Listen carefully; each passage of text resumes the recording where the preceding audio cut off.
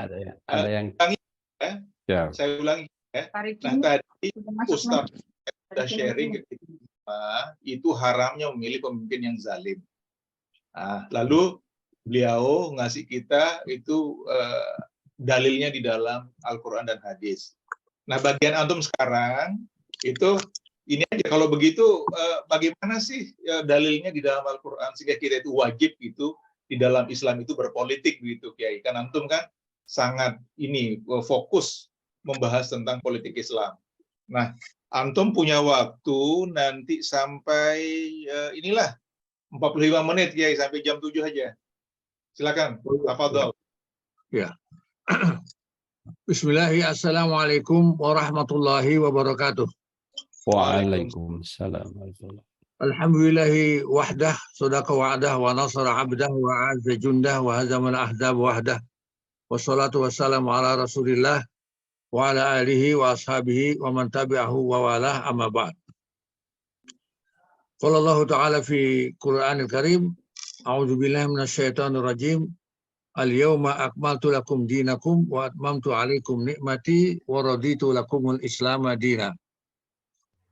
Ayat ini adalah ayat suci Al-Quran yang terakhir diturunkan pada waktu Haji Wada, menggambarkan bahwa Nabi Muhammad akan segera dipanggil oleh Allah Subhanahu wa Ta'ala, dan tidak ada ayat lagi yang turun setelah itu, merupakan ayat terakhir. Di sini digambarkan oleh ayat al-yawma akmaltu lakum dinakum, pada hari ini aku lengkapkan, aku sempurnakan ya bagi kalian agama kalian. Jadi agama Islam sebelum turunnya ayat ini belum lengkap. Sekarang yang menjadi pertanyaan, apanya yang belum lengkap itu? Artinya belum keseluruhan, baru saja dalam urusan ibadah mahdoh. Urusan sholat itu pada tahun 11 Hijriah, urusan saum pada tahun kedua pada sholat itu tahun 11 kenabian, bukan 11 Hijriah. Karena hijrah tahun 13 kenabian, dan ibadah sholat itu ibadah saum itu syariatkan pada tahun kedua hijrah, yang sekaligus ada perang Badar. Nah ini ayat turun pada tahun 9 Hijriah, yaitu 1 tahun sebelum Rasulullah wafat pada waktu Haji Wada. Diberi nama Haji Wada artinya haji yang terakhir, haji yang selamat tinggal. Nabi Muhammad tidak akan haji lagi. Memang haji yang pertama bagi Rasulullah itu merupakan haji yang terakhir. Ayat ini menggambarkan bahwa Islam itu tidak cukup hanya dengan syahadat, sholat, saum, zakat, haji, ya. Tapi Islam itu mengurus semua. Dinul Islam itu berbeda dengan semua agama yang lain, karena agama yang lain itu terbatas masalah ritual, masalah sosial, masalah moral, tapi Islam mencakup semua urusan kehidupan. Nah, disitulah ayat ini menggambarkan bahwa pada hari ini semua urusan sudah ada di dalam ajaran Islam. Misalnya apa? Soal politik. Banyak sekali umat Islam termasuk ulama yang menganggap politik itu bukan bagian daripada agama Islam. Makanya saya sampaikan ayat ini agar peserta pengajian mentaati Al-Quran. Jamaah kuliah subuh taati ini supaya mentaati Al-Quran. Al-Quran mengatakan bahwa agama Islam itu mencakup semua urusan hidup. Ya, bahkan di dalam seorang ulama di Mesir Azhar mengatakan hayatul Rasul kulluha dakwah. Hidupnya Rasul itu seluruhnya dakwah. Dari mulai beliau diangkat jadi nabi sampai beliau wafat itu adalah dakwah. Siang malam juga dakwah. Nah, di dalam dakwah itu ada urusan ritual, ya, saum, zakat, haji. Kemudian ada urusan sosial, akhlakul karimah, bagaimana birrul walidain dan lain sebagainya. Ada urusan rumah tangga, ada urusan dagang, ya. Itu ada ayat yang mengatakan ayat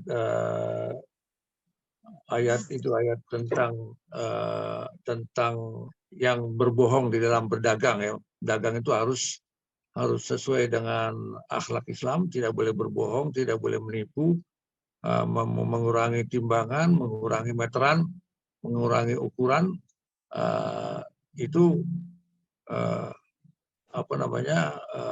menggambarkan bahwa urusan dagang pun adalah bagian daripada dinul Islam, bagian daripada agama Islam. Bahkan ada hadis yang mengatakan siapa yang mati ketika dia berdagang, dia pasti mendapatkan pahala syahid, ya. Bukan mati syahid tapi dapat pahala syahid.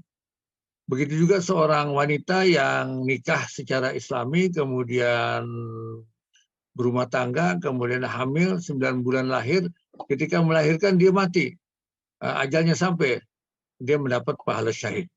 Artinya urusan rumah tangga juga adalah bagian daripada agama Islam. Sampai wanita yang meninggal ketika melahirkan, dia mendapatkan pahala syahid. Maka dengan ayat-ayat ini saja, dengan dibantu dengan hadis ini, kita meyakinkan bahwa politik itu bagian daripada dinul Islam, di mana agama-agama lain tidak selengkap seurusan yang diajarkan oleh Islam. Kemudian ada ayat lain yang berbunyi, ya ayyuhalladzina amanu udkhulu fis silmi kafatan wa la tattabi'u khutuwati syaiton innahu lakum aduwwum mubin. Wahai orang-orang yang beriman, masuklah kalian ke dalam agama Islam secara kafah, secara totalitas. Ya. Di sini kita sudah dianggap beriman oleh Allah. Ya ayyuhalladzina amanu, sudah beriman. Itu fi'il madhi, ya, amanu, past tense, kalimat lampau, sudah beriman. Tapi disuruh masuk lagi ke dalam agama Islam. Artinya apa? Islam yang kalian lakukan itu, yang kalian praktekkan itu belum lengkap. Ya, baru soal ritual, sosial, dan moral, ya. Belum soal ekonomi gitu. Tapi belum urusan politik, urusan negara, urusan pemerintahan, urusan hukum, ya, dan sebagainya. Makanya kita disuruh masuk lagi ke dalam agama Islam, tapi secara kafah. Boleh jadi sholat kita sudah luar biasa, termasuk sholat lail, haji dan umroh sudah berulang kali, zakat tidak pernah lepas, tetapi kita masih katakanlah punya rekening bank di bank konvensional. Nah, ini kita belum kafah ini, ya. Saya nggak tahu nih, Partai Umat punya rekening di bank konvensional, nih kan. Dan banyak masjid-masjid, ya, masjid-masjid besar sekalipun rekeningnya itu di bank konvensional. Padahal ulama sedunia sudah menghukumkan bank konvensional itu adalah bank ribawi, dan riba itu haram. Ya, halallahul bai'a wa harrama riba, itu ayatnya jelas sekali. Allah mengharamkan riba, dan bank konvensional menggunakan sistem riba. Dan bagaimana besarnya dosa riba? Hadis mengatakan siapa yang memakan uang riba itu dosanya sama dengan menzinai ibu kandung sendiri. Ya, berzina saja sudah besar dosanya, sudah berat. Ya, orang yang muhson, suami istri, sudah bernikah, sudah punya suami, dia berzina, hukumannya mati. Dan matinya itu bukan dipenggal seperti orang yang membunuh, ya, sekali penggal terus mati, tetapi matinya dengan dirajam, dilempar batu seperti orang melontar jamrah Aqobah, jamrah Sugo, jamrah Wusta di Mina, ya.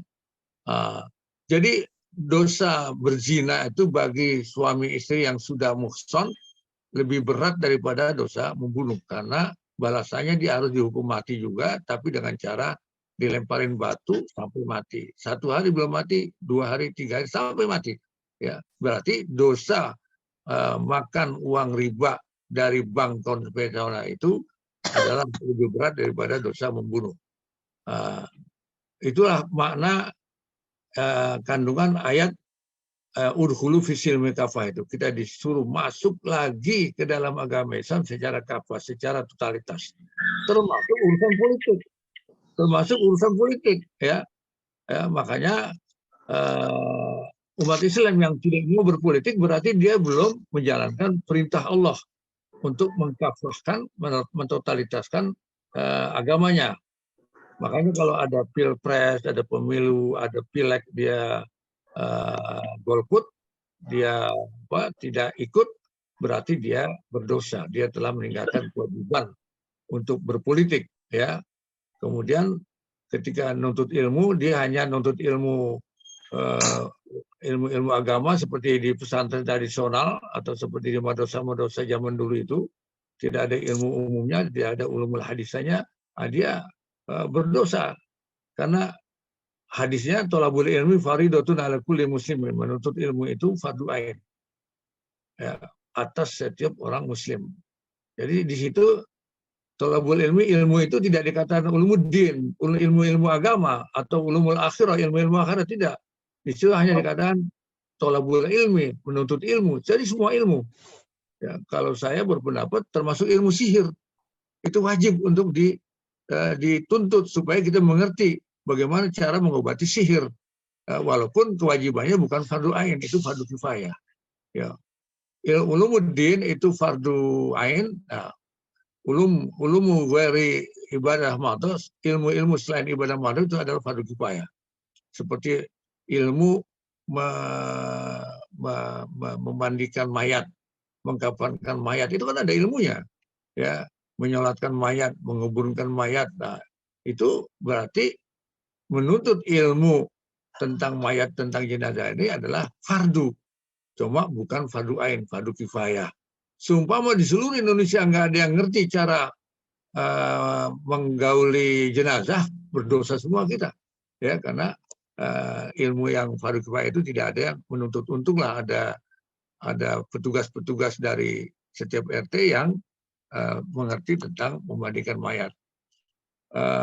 Para peserta pengajian taati, maka saya akan menjurus kepada politik. Jadi di zaman Rasulullah SAW itu ada yang namanya Hizbullah. Hizbullah itu adalah partai Allah. Itu adalah partai politik di zaman Nabi. Hanya ada dua, yaitu Hizbullah, partai Allah, dan partai yang bukan partai Allah, yaitu di Al-Quran mengatakan Hizbus Syaitan, partai setan. Ini dalam Al-Quran ya. Kemudian di dalam surat Al-Maidah ayat 56, ya, ayat 56 surat Al-Maidah, itu di ujungnya ada kalimat berbunyi fa inna hizballahi humul gharibun. Sesungguhnya partai Allah itulah mereka yang menang. Ya, berarti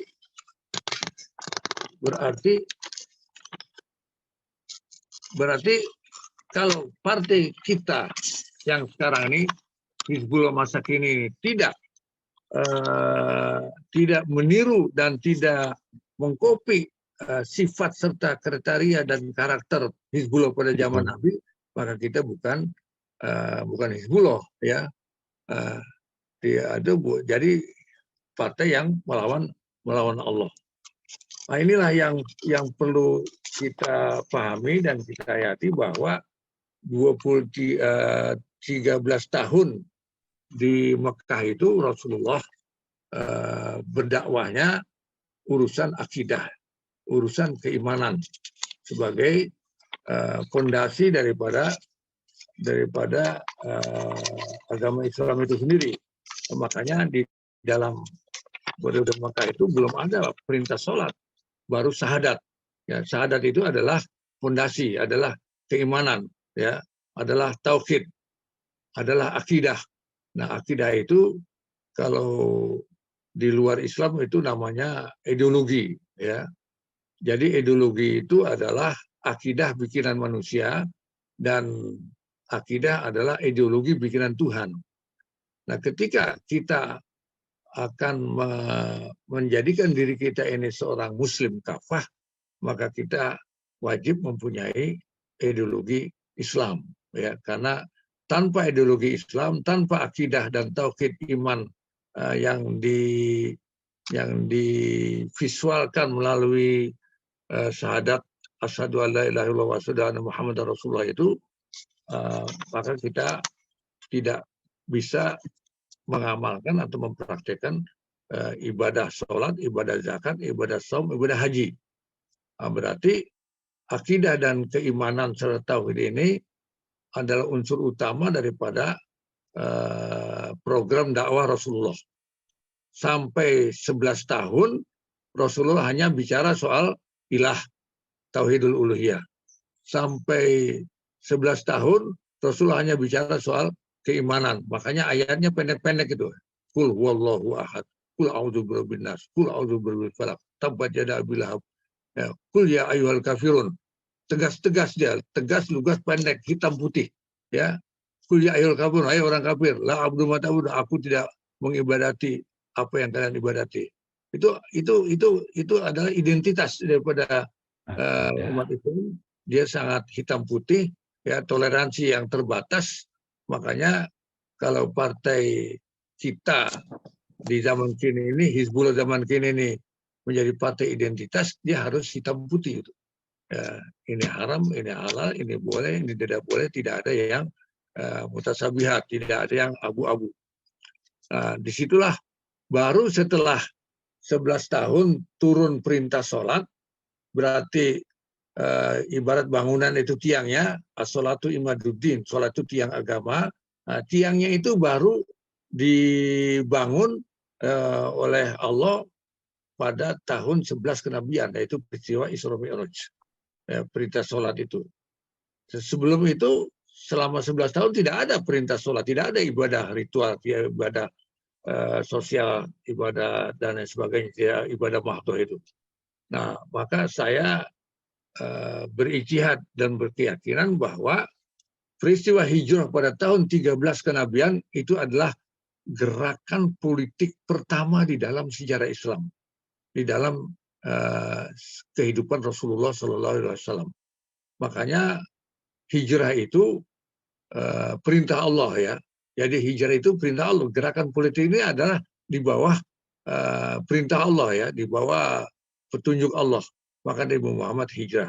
Hijrahnya tidak langsung lewat jalan tol antara Mekah Madinah, Mekah Yathrib yang ada di dalam Al-Quran, li'ilafi Quraisyin ilafihim rilatas syita'i was-saif, ya, di mana penduduk Mekah itu profesinya banyakkan yang pedagang ekspor dan impor, ya, termasuk Siti Khadijah, ya. Tidak, tapi Nabi Muhammad memakai taktik strategi politik, yaitu bersembunyi dulu di Gua Sur selama 3 hari. Nah, itulah gerakan apa namanya, gerakan gerilya, ya. Jadi hijrah itu adalah gerilya, ya, gerakan politik melawan penjajahan, melawan rezim penguasa yang belum siap menerima Islam sebagai syariah, sebagai hukum.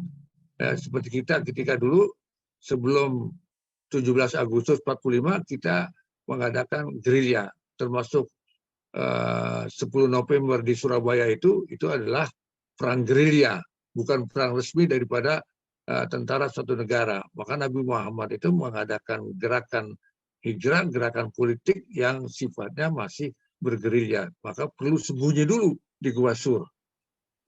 Setelah itu Nabi Muhammad tidak lewat jalan resmi yang dilalui oleh saudagar-saudagar Mekah ke Syam untuk ekspor, atau kembali ke Mekah untuk impor, atau di musim dingin mereka ke Yaman, ke selatan, ya. Tidak.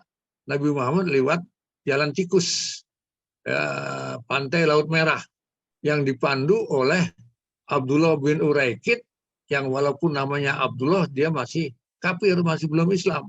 Nah, inilah ada satu strategi dan taktik bisa bekerja sama dengan orang kafir secara individu apabila dia tidak mempengaruhi dakwah Islam, karena dia sebagai profesi petunjuk jalan, ya, jalan tikus yang tidak resmi itu dibayar, itu diupah.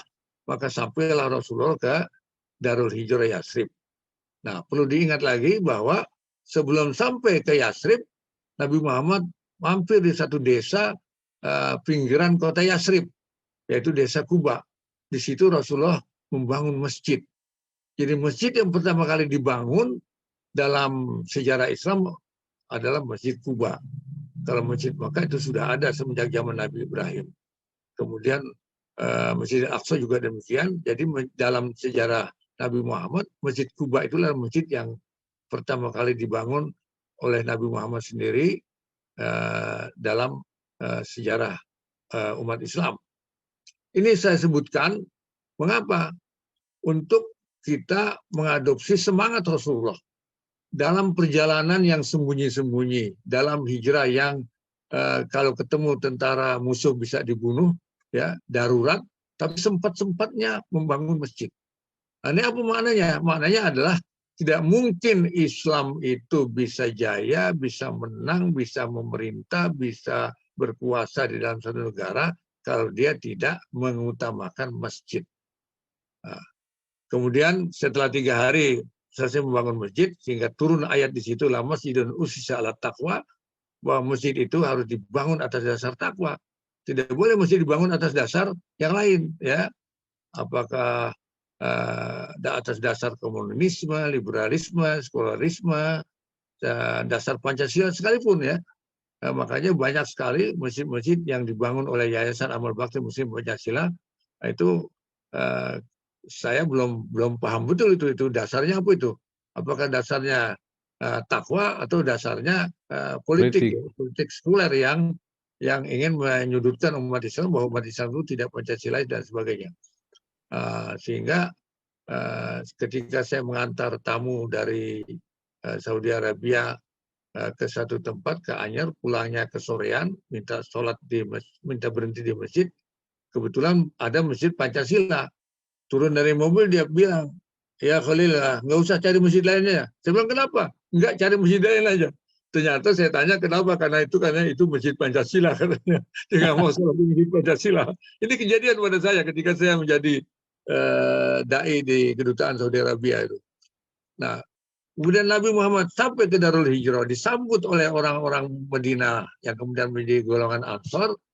Onta Nabi dilepas kendalinya, dibawa oleh malaikat dan dituntun sampai pusat kota Yasrib. Di situ berhenti, ternyata itu tanah lapang milik 2 anak yatim, dibeli oleh Rasulullah, kemudian diwakafkan, dibangunlah di situ masjid yang kemudian menjadi nama Masjid Nabi, masjid kedua yang suci setelah Masjidil Haram, sebelum Masjidil Aqsa, ya. Jadi Masjid Mekah, masjid yang pertama sucinya, Masjid Madinah, kemudian Masjidil Aqsa. Makanya sholat di Masjid Mekah itu dapat 100.000 kali daripada di masjid lain, termasuk Masjid Istiqlal, Masjid Al-Azhar. Tapi sholat di Masjid Mekah, Madinah itu dapat 5.000 kali atau 1.000 kali, ya. Kemudian Masjid Al-Aqsa dapat 500 kali daripada sholat tempat lain. Artinya Masjid Madinah itu masjid yang tersuci setelah Mekah, sebelum Masjidil Aqsa. Dan di situ turun ayat Masjidun ussisa ala taqwa, Masjid Kuba itu. Nah, Nabi Muhammad SAW selama perjuangannya berdakwah itu tidak pernah membangun istana.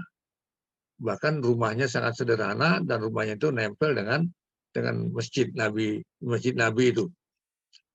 Nabi Muhammad menjadikan masjid sebagai pusat kegiatan umat, termasuk politik, termasuk rapat kabinet, termasuk menerima tamu walaupun orang kafir tamunya. Pernah ada pendeta dari Nasrani dari Najran diterima Nabi di masjid Nabi, digelarkan sorban Nabi, disuruh duduk di atas sorban Nabi, menghormat pendeta Nasrani ini.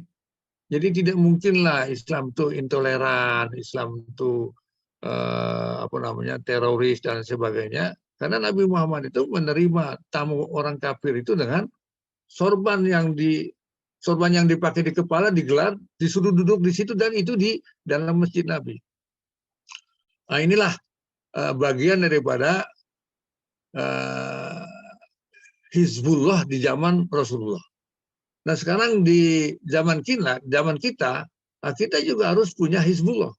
Nah, kalau Hizbullah di zaman Nabi adalah ketua umumnya Nabi Muhammad sendiri, merangkap sebagai kepala negara Madinah, kepala pemerintahan negara Madinah, panglima perang daripada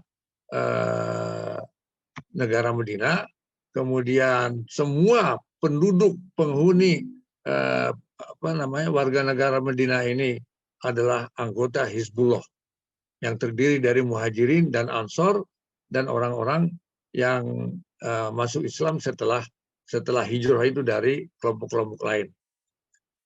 Nah, kemudian saya menganalogikan antara jihad politik dengan sholat jamaah. Ya, sholat ini fardu ain, rukun Islam yang kedua, di mana sahabat Nabi yang laki-laki itu seumur hidup Nabi Muhammad di Madinah itu tidak ada yang tidak sholat jamaah, ya, dengan sengaja tanpa uzur. Nah, akhirnya seorang sahabat yang buta mutlak 100%, namanya Abdullah bin Umi Maktum, rumahnya jauh, ya, melihat sahabat-sahabat tidak ada yang tidak jamaah di masjid, maka dia berpikir mereka kan ini melek, ya, nggak buta. Saya kan buta. Jangan-jangan saya bisa dapat dispensasi dari Nabi Muhammad untuk tidak usah sholat jamaah di masjid. Maka dia datang kepada Nabi di masjid, ya Rasulullah, aku ini buta, rumah aku jauh, tidak ada yang nuntut aku ke masjid. Kalau mereka kan melek, saya minta dispensasi dong untuk tidak wajib sholat jamaah. Nabi bilang, iyalah, kamu buta, kamu tidak usah sholat jamaah. Tapi ketika Abdullah bin Umi Maktum sampai di pintu luar, akan keluar, Nabi Muhammad memanggilnya dengan suara yang agak tinggi, yang terkenal dengan hadisnya itu. Ya Ibnu Umi Maktum, hal sami'tan nida. Hai Umi Maktum, apakah kamu mendengar azan? Abdullah bin Umi Maktum ya jawab dengar, karena yang buta bukan kupingnya kan, yang buta matanya, kupingnya tidak tuli. Nabi Muhammad, fa'ajib, kalau kamu dengar azan, wajib kamu menjawab azan itu dengan mendatangi sumber suara azan itu, yaitu masjid. Semenjak itu Abdullah bin Umi Maktum yang buta mutlak 100% tidak pernah meninggalkan sholat jamaah 5 waktu di masjid. Nah, kemudian bagaimana kaitannya dengan politik Islam? Nah, politik itu tingkat titik kulminasinya yang tertinggi adalah perang. Apabila sudah tidak bisa berunding, tidak bisa damai, tidak bisa berbicara, tidak bisa duduk satu meja, ya perang. Itu semua dari zaman Romawi dulu, ya perang. Dari zaman Nabi Sulaiman, ya perang. Dari zaman Nabi Musa, ya perang. Nah, jadi ada perang fisabilillah di jalan Allah itu. Nah, berapa kali Nabi Muhammad memimpin perang sendiri selama beliau hidup menjadi nabi setelah hijrah ini, ya. Setelah hijrah kan cuma 10 tahun Nabi Muhammad menjadi nabi, menjadi kepala negara, kepala pemerintahan dan panglima perang, ya. Dia mengurus negara, mengurus politik, mengurus ekonomi, mengurus hukum, itu dari terbit matahari sampai terbenam matahari. Sementara malamnya digunakan sepertiga untuk sholat ibadah, sepertiga untuk taklim, sepertiga untuk tidur. Ya, jadi mengurus negara Nabi Muhammad itu 12 jam, tapi menjadi imam sholat di masjid, ya imam daulah 12 jam, imam sholat paling cuma 1 jam. Ya, kalau satu kali sholat 10 menit misalnya, itu 5 kali sholat paling cuma 1 jam dalam sehari. Itulah gambarannya bahwa Nabi Muhammad adalah seorang politisi, dan semua sahabat adalah sama-sama politik, sama-sama anggota daripada Hizbullah, Partai Allah. Apabila ada panggilan jihad, semuanya berangkat. Nah, ketika perang Tabuk, ini poinnya. Ketika perang Tabuk ada 3 sahabat yang sehat, laki-laki, segar bugar, pura-pura sakit karena waktu itu musim panas. Musim panas kalau di Madinah itu kan sampai 40 derajat Celcius. 45 derajat Celcius. Saya 6 tahun di Madinah jadi mahasiswa di sana. Ya, jadi saya tahu betul, makanya kalau musim panas saya lari ke Eropa itu, ya, untuk sirufi adik pakai pakanat akibatul mukadzibin, ya. Jadi ada 3 orang yang pura-pura sakit. Nah, pulang daripada perang Tabuk itu, Nabi Muhammad panggil 3 orang itu ke masjid dan disidang di dalam masjid. Masjid menjadi pengadilan, yang menjadi ruang pengadilan. Apa vonisnya? Vonisnya dia dihukum gara-gara tidak ikut perang jihad fisabilillah. Diikat tangannya di tiang masjid selama 3 hari 3 malam. Bahkan ada ulama sejarah yang mengatakan 40 hari 40 malam. Tapi saya ambil yang sedikit saja, 3 hari 3 malam diikat tangannya, tidak boleh dibuka kecuali untuk bersuci atau untuk makan dan sholat. Artinya jihad itu kan politik, ya, perang itu kan politik. Berarti politik ini kenapa dihukum? Berarti dia hukumnya fardu. Berarti fardu ain itu. Buat laki-laki fardu ain. Sama dengan sholat jamaah. Buat laki-laki fardu ain. Karena tidak ada, Nabi tidak pernah sholat kecuali berjamaah. Seumur hidup dia. Dan ketika Nabi Muhammad sudah mau meninggal dunia, ya sakit, kemudian pingsan, Nabi Muhammad tidak bisa mengimami sholat di masjid, ya, maka sahabat setelah beliau siuman diwuduin ya oleh sahabat, kemudian mau berangkat ke masjid untuk ngimami sholat asar, pingsan lagi, diwuduin lagi, pingsan lagi, 3 kali wuduin, 3 kali pingsan. Nabi Muhammad kemudian berkata, ya Abu Bakar sholli bin nas, Abu Bakar, kamulah yang jadi imam di masjid untuk sholat itu. Ini gambaran sejarah, ya, kita belajar dari sejarah bahwa Nabi Muhammad itu adalah berfungsi ganda sebagai imamud daulah sekaligus imamus sholah. Jadi tidak ada pemisahan antara kepala negara dengan kepala ibadah di dalam masjid, ya. Dan masjid sebagai pusat kegiatan umat. Ini yang tidak dihayati oleh umat Islam Indonesia, ya, kayak terlalu lama dijajah, ya, ratusan tahun dijajah. Nah, kemudian Nabi Muhammad jenazahnya setelah mati tidak dikuburkan dulu sebelum ketemu gantinya. Berapa lama? 3 hari 3 malam jenazah Nabi itu ditunda penguburannya.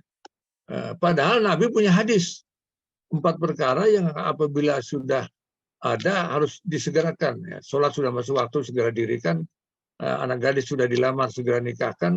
Utang sudah ada uangnya, segera lunaskan. Dan mayat yang sudah jelas matinya, segera kuburkan. Ya, makanya ada orang menguburkan mayat itu malam, karena matinya asar. Dikuburkan sore, karena matinya pagi. Nah, tidak ada yang disimpan sampai lebih daripada 1 hari atau malam.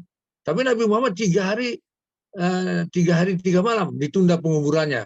Kenapa? Karena belum ada gantinya sebagai imamud daulah. Berarti urusan negara, urusan politik, urusan pemerintahan, urusan perang, itu adalah bagian daripada agama Islam. Ya. Nah, setelah ketemu gantinya, yaitu Abu Bakar, baru kenapa Abu Bakar dijadikan khalifah pengganti Nabi Muhammad? Karena Nabi Muhammad memberikan sinyal Abu Bakar menjadi imamus sholah. Setelah Nabi Muhammad tidak bisa mengimami sholat di masjid. Dan sholat sebagai ibadah Islam yang rukun Islam kedua dan hukumnya fardu ain, sama dengan jihad di dalam politik sebagai ibadah ghairu mahdhur, mengurus negara, mengurus dunia ini kan. Rabbana atina fid dunya hasanah wa fil akhirati hasanah. Akhirnya saya pribadi, ya, berijtihad dengan ilmu saya dikit ini secara ijtihadul fardi bahwa berpolitik itu menjadi fardu ain hukumnya bagi yang tidak berhalangan dan bagi laki-laki. Kenapa wanita tidak wajib? Karena wanita itu tidak wajib sholat jamaah di masjid, tidak wajib sholat Jumat. Dan ada ayat yang mengatakan ar-rijalu qawwamuna 'alan nisa. Makanya saya tidak setuju kalau Hizbullah masa kini, ya, Partai Allah masa kini, itu ketua umum partainya perempuan. Karena tidak nyunah, ya, tidak ada khalifah itu perempuan. Tidak ada Nabi dan Rasul itu perempuan. Semuanya laki-laki. Dan ayatnya ar-rijalu qawwamuna 'alan nisa, ya. Makanya ketika kemarin ada di medsos cawapresnya Anies adalah Puan Maharani. Saya bilang, saya tulis itu di grup tuh, di WA grup itu, saya tidak setuju itu. Kenapa? Karena wakil presiden itu sama dengan presiden dalam struktur, ya, sebagai kepala negara yang tertinggi itu harus laki-laki gitu. Apalagi Puan Maharani-nya ideologinya kan pluralisme, ya, Gus Durian, ya. Jadi harus laki-laki, dan laki-laki itu siapa? Harus seperti Abu Bakar, seperti Umar, seperti Utsman, seperti Ali.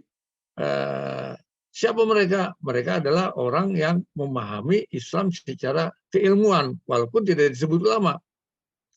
Karena ada hadis Nabi yang mengatakan al-ulama'u warasatul anbiya. Ulama itu pewaris para nabi. Al-ulama'u, para ulama pewaris para nabi. Maka kalau kepala negara, pimpinan partai politik adalah nabi sendiri, maka pimpinan partai politik masa kini, Hizbullah masa kini, mestinya juga diambil dari orang-orang yang memahami hukum, memahami fikih, memahami tauhid, memahami syariat, yaitu ulama. Hadisnya al-ulama'u warasatul anbiya. Apa yang diwarisi dari Nabi Muhammad? Bukan hartanya, bukan istrinya, bukan apanya, tapi fungsi ya, sebagai pemimpin dakwah, kemudian kapasitasnya sebagai nabi dan rasul, kemudian tanggung jawabnya sebagai nabi. Nabi sendiri mengatakan kulukum ra'in wa kullu ra'in mas'ulun an ra'iyatihi. Setiap kalian pemimpin dan kalian akan ditanya kepemimpinan kalian di hari akhirat nanti. Oleh karena itulah saya secara pribadi berpendapat bahwa berpolitik itu hukumnya fardu ain. Kemudian membuat partai politik ya seperti Hizbullah itu hukumnya fardu kifayah. Jadi kalau sudah ada yang membuat partai Hizbullah masa kini, mestinya kita tidak bikin lagi Hizbullah yang baru, harus satu ini kan, ya. Karena kita ini kan terikat oleh ayat wa'tasimu bihablillahi jami'an wala tafarraqu. Kita sudah wa'tasimu nih, sudah amalkan di dalam partai politik. Tapi kita melanggar kalimat berikutnya itu wala tafarraqu ya. Kita bikin Hizbullah masa kini, tetapi kita berfirqah ya, karena ada Hizbullah yang lain. Disitulah yang menjadi ijtihad kita harus diteruskan. Bagaimana ini ya? Saya sementara ini sudah mengambil kesimpulan. Saya dirikan Partai Masyumi, kemudian ketika lahir diculik bayinya, ya, kemudian saya bikin lagi yaitu Partai Dakwah. Tapi Partai Dakwah tahu-tahu dikriminalisasi ketua umumnya yaitu saudara Farid Umbah. Sampai sekarang belum keluar ya, divonis bersalah sebagai terorisme dan sebagainya lah, wallahu alam lah ya, itu saya masuk kriminalisasi itu. Maka akhirnya untuk pileg ini ijtihad kami dari Partai Dakwah adalah bergabung ke Partai Umat, karena sementara ini saya melihat Partai Umat punya masa depan yang masih panjang, masih luas untuk memodifikasi diri, bermetaforfosa menjadi partai Hizbullah seperti Hizbullah di zaman Nabi. Yang dimana ayat mengatakan ala inna hizballahi humul ghalibun. Tiada lain yang menang itu adalah partai Allah. Nah, kan kalau kita ingin menang masa kini melawan lawan-lawan ideologi kita ya dalam ajang politik, kita harus betul-betul meniru, memotokopi Hizbullah pada zaman Nabi besar Muhammad Sallallahu Alaihi Wasallam. Nah, mudah-mudahan setelah Ustadz Farid keluar nanti, kami akan berijtihad lagi apakah total bergabung dengan Partai Umat atau partai dakwanya tetap dihidupkan, itu menjadi nanti setelah beliau keluar. Nah, itulah apa yang bisa saya sampaikan, yang menjadi keyakinan saya, menjadi bagian daripada apa yang harus saya lakukan, bahwa politik itu bagian daripada agama Islam, dan siapa yang tidak berpolitik berarti dia tidak lengkap, tidak kafah keislamannya, maka dia wajib berpolitik minimal pada event-event ada olimpiade politik ya, kayak sepak bola itu kan berapa tahun sekali. Nah, kita harus aktif, jangan suara kita buang.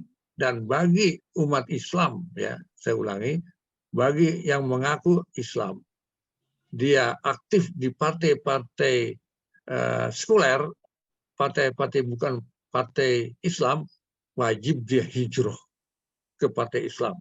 Wajib, saya katakan wajib. Kenapa? Karena ada ayatnya itu. Surat At-Taubah ayat 20. Ya, a'udzubillahi minasyaitonirrajim. Alladzina amanu wa hajaru wa jahadu fi sabilillahi bi amwalihim wa anfusihim a'zamu darajatan indallah wa ulaika humul faizun. Ya, atau ayat 20. Ini setiap peserta pengajian taat ini wajib hafal ayat ini. wajib paham terjemahannya, wajib paham tafsirnya, bahwa ya kalau kalian mau menang, ya mau faiz itu menang bahkan juara ya kalau secara bahasa, atau bayat 20 itu wajib kita berjuangnya, bertempurnya ya pakai rumus atau bayat 20. Pertama apa? Yang pertama iman, tauhid, jangan musyrik, jangan khurafat, jangan melakukan bidah, ya iman. Setelah itu ya, hijrah, ya hijrah. Jadi hijrah itu wajib. Nabi Muhammad hijrah, meninggalkan kampung halaman, meninggalkan hartanya, meninggalkan keluarganya ke negeri baru.